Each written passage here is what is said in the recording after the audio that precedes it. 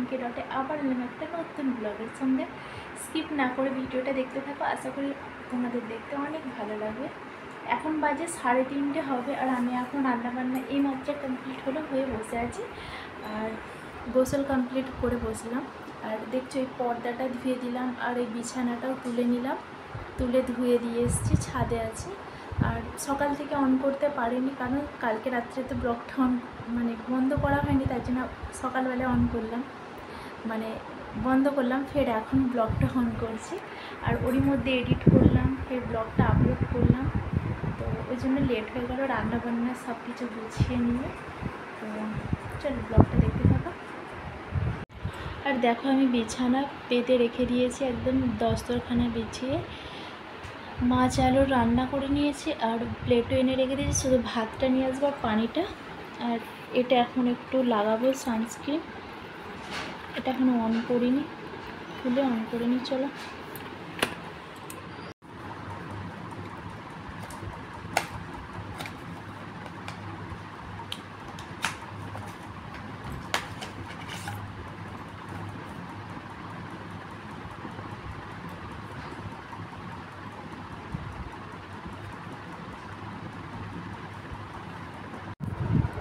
চলো এবার লাগাই।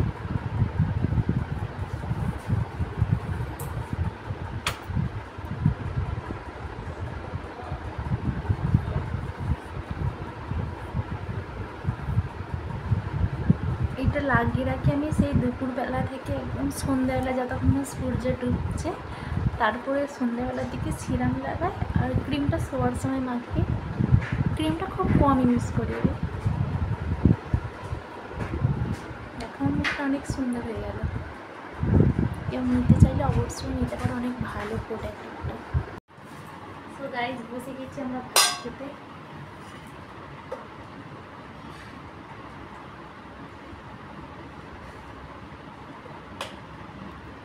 গরম পড়ে গেছে এখানে, দেশে কেমন গরম কে জানে।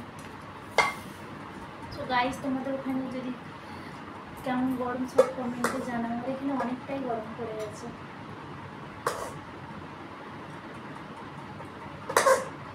আজকে আম দিয়ে মাছ দিয়ে করেছি আর আলু দিয়ে।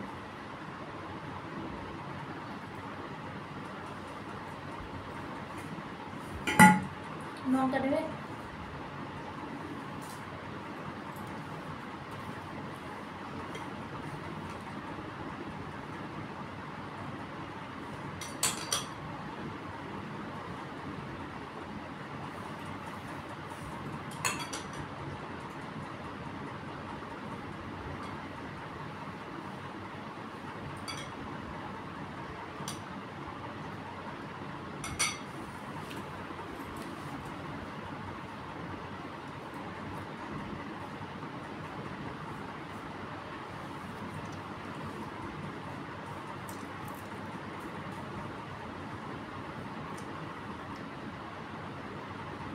খাও।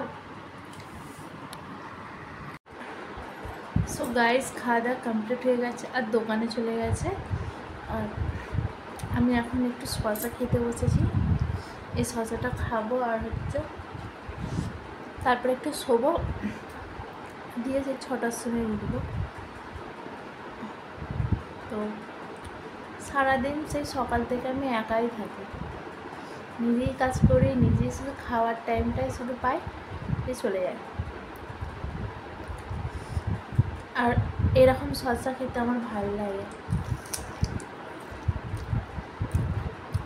খোলা শুদ্ধ আমার মা খায় নুন দিয়ে। আর এই শসাটা হচ্ছে দেশি শসা, দেশি শসা, দেশের শসার মতন গন্ধটা নেই, গন্ধটা চলে গেছে, কিন্তু সে কালো কালো শসা এখানকার শসার থেকে এই শসাগুলো খেতে ভালো। আবার যারা এখানে থাকে তাদের আবার এই শসাগুলোর থেকে ওই শসাগুলো ভালো লাগে খেতে। কালকে একটা খেলাম, কামরাক্ষা কি বলে, কাঠাক্ষা কি, ওটা একটা দাদা দিয়েছিল, ওটাও শসার মতন সরু মতন। ওটা এখানকার বলছে নাকি চাটমাট করে খাই মশলা দিয়ে, ওটাও ভালো খেতে ছিল।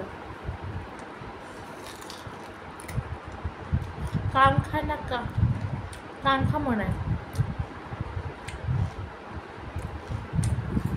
চলো আমি সজাটা খেয়ে নিয়ে শুয়ে পড়ি, ফের সন্ধেবেলায় ভিডিওটা অন করবো। গাইস আমি ঘুম থেকে উঠে গেলাম, আর এখন বাজে ওই 5:35। এখন যাব ছাদে কাপড় জামা তুলতে। চলো যাই আর তোমাদের নিয়ে যাই। জুতোগুলো গরম পড়ে গেছে বলে এখানে রেখে দিয়েছি, ছাদে যাই ওই জন্য। আর পানি নিয়ে নিই, এই যে 1 মগ পানি নিয়ে রেখেছি, ছাদে দেবো গাছে।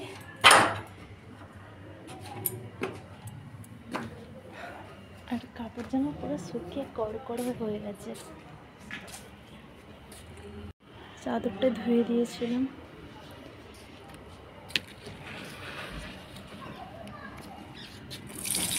দেখো গাছগুলো কত বড় হয়ে গেছে আমার করলা গাছ।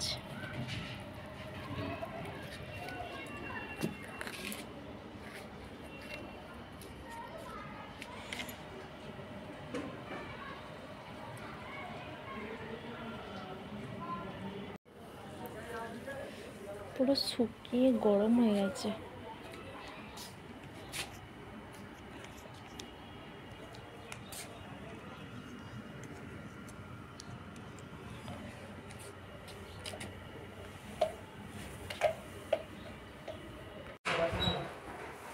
তো গাইস কাপড় জামা তুলে নিয়ে চলে এসেছি, আর বাজারে গিয়েছিল নিয়ে এসছে। কি এটা আছে? এটাই জিলিপি, বলছি জিলিপি আছে? তুমি তাও বলো।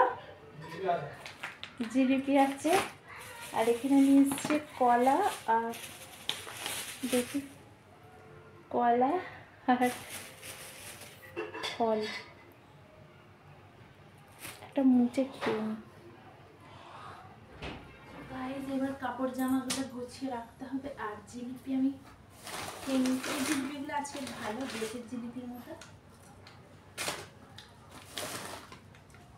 বেশ সুন্দর টেস্ট।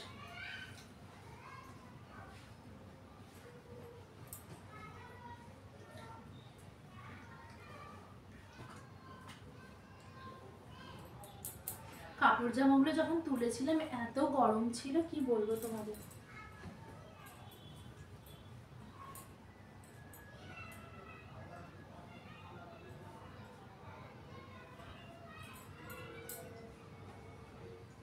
এখানে এরকম গেঞ্জিগুলো মনে হয় 100 টাকা করে, ঠেলাওয়ালার কাছে মানে দুটো বিক্রি না, 75 টাকা করে, 150 টাকায় দুটো গেঞ্জি দেবে এরকম। আর দোকানে গেঞ্জিগুলোর দাম আছে এখানে, কিন্তু দেশের থেকে এখানে একটু কাপড় জামার দাম কম।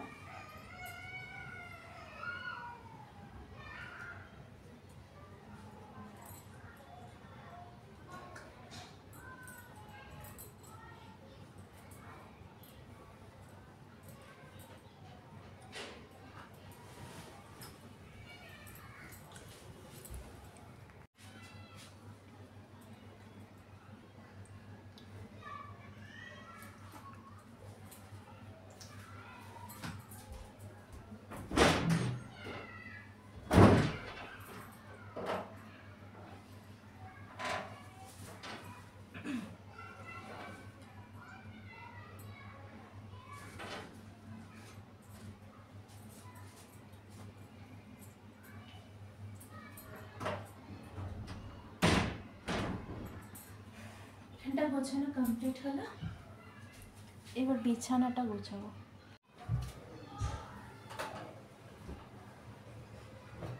এবার বিছানাটা বিছিয়ে নিই।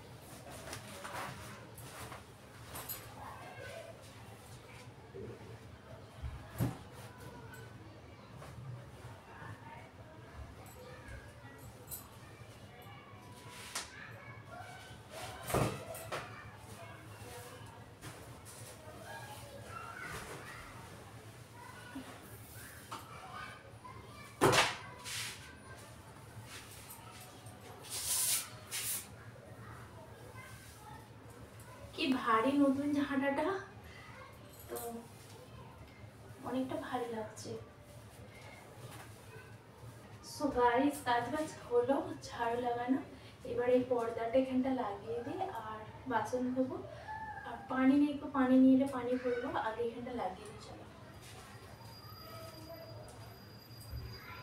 আমরা না ওই ড্রিল মেশিনগুলো দিয়ে রডগুলো কিনে এগুলোতে লাগাতাম, কিন্তু এই ঘরটা যদি বিক্রি হয়ে যায় তাহলে তো আমাদের ভাড়া ঘর, তাই জন্য আমি বেশি কিছু করিনি। এগুলো খোলা যাবে, যেগুলো খুলে নিয়ে যাওয়া যাবে সেগুলোই করেছি। আর ওগুলো করলে না ধরো আবার যদি অন্য কোথাও ঘর পায়, এত বড় যদি না ঘর হয়, তাই জন্য ওই মানে লোহা ওই রডগুলো আমরা কিনে নিব, এরকম দড়ি দিয়ে খাটিয়ে দিচ্ছি। এতেও অনেক সুন্দরই লাগবে এমনি থাকার থেকে, তাই না গাইজ বলো?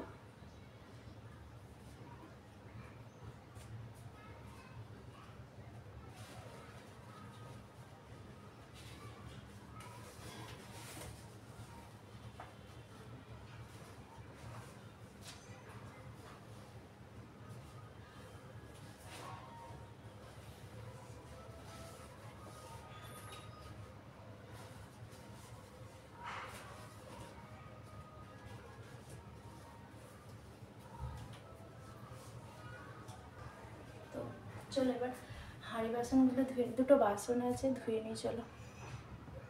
আর এই আঙুরগুলো না ধুয়ে রেখে দিয়েছি, কারণ যখন তখন মুখে ভরে নেবো, তো ওই জন্য একটু ধুয়ে রাখলাম। আর কলাগুলো তো ধোয়া যাবে না।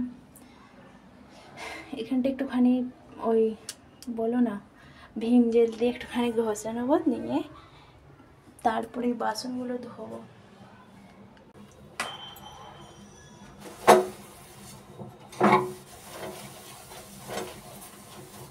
দিয়ে মুছবো।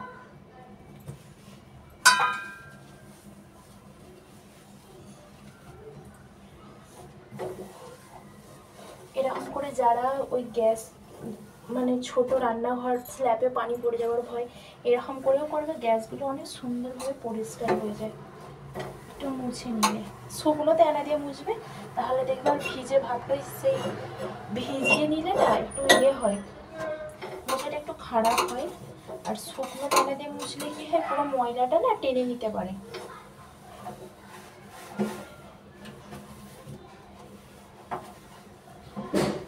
তোমাদের রেজাল্টটা দেখাচ্ছি দাঁড়া।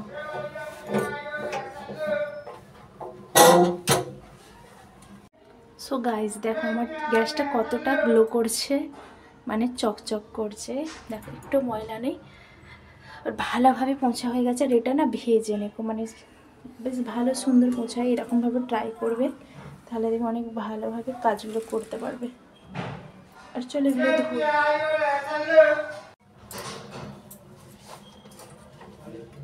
এই স্ল্যাবগুলো ধুয়ে নেবো, তাহলে দেখবে ওই চ্যাটচ্যাটেটা চলে যাবে।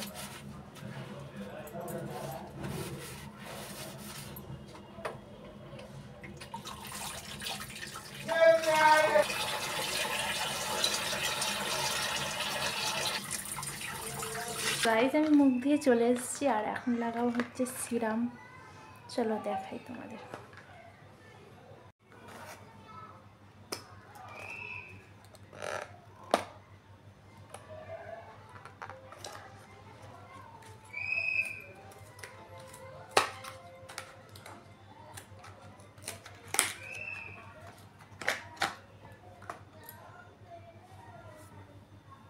দেখো এটা লাগাবে, মুখ অনেক গ্লো করবে। চলো তোমাদের সামনে লাগিয়ে দেখাই।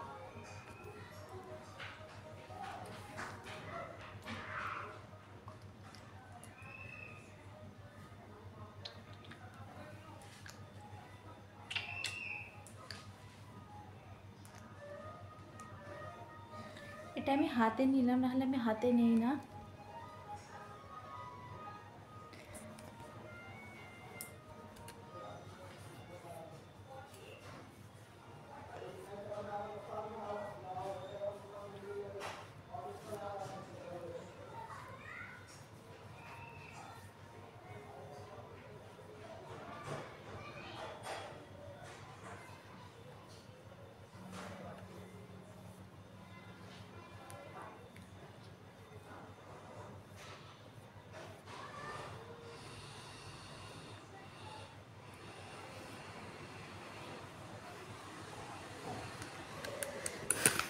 সো গাইজ দেখো আমি লাগিয়ে নিয়েছি, আর মুখটা লাগানোর পরে অনেকটা চকচক করছে।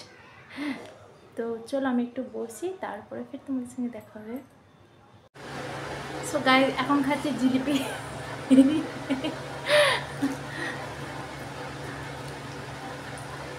আর এখন একটু রান্না বসাবো,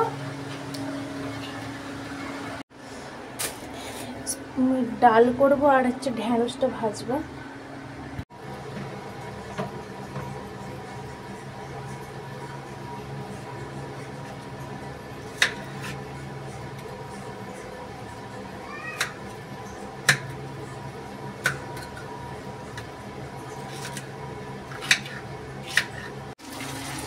সো গাইজ দেখো ঢ্যাঁড়স দিয়ে পেঁয়াজ দিয়ে ভাজছি। পেঁয়াজটা ফার্স্টে দিয়ে নিতে, এখন বললো ঢ্যাঁড়সে পেঁয়াজ দিতে দিলাম। আর আমার হাতটা দেখো কেটে গেল, আমার একটা মানে মুছতে, এই দাগটা মুছতে না মুছতে এখানটা কেটে গেল। ফুলগুলো প্রচুর ধার। দেখো এত জোর কাছে খিদে পেয়ে গেছে, আমি আর মানে এই ঢ্যাঁড়স ভাজলাম, তারপর হচ্ছে এই ডাল করে দিলাম, বাগার দিলাম, আর তোমাদের সঙ্গে শেয়ার করার সঙ্গে এখন দিয়ে দিচ্ছি খেতে। বলছে অনেক জোর খিদে পেয়ে গেছে। সোয়াবিন দিয়ে ডাল দিয়ে করেছি, কারণ আমাদের ওইদিকে মাটন দিয়ে আলু দিয়ে করে, ডাল দিয়ে করে, আজকে সোয়াবিন দিয়ে ডাল দিয়ে করেছি। আর এই জন্য ঢ্যাঁড়স ভাজা পেঁয়াজ দিয়ে, আর এই যে একটু আলুর তরকারি দিয়েছি না এখানে, তাহলে আমি দিয়ে দেবো। সো গাইস দেখো খাওয়া দাওয়া কমপ্লিট করে এখন আমি খাচ্ছি ওষুধ, কারণ আমার ঠান্ডা লেগে গিয়েছিল। তো কালকে একটা খেয়েছি, আজকে একটা খেয়ে নিচ্ছে গলা ব্যথা। আর আমার না খালি গলা ব্যথা করে, কি কোনো ক্যান্সার নেই।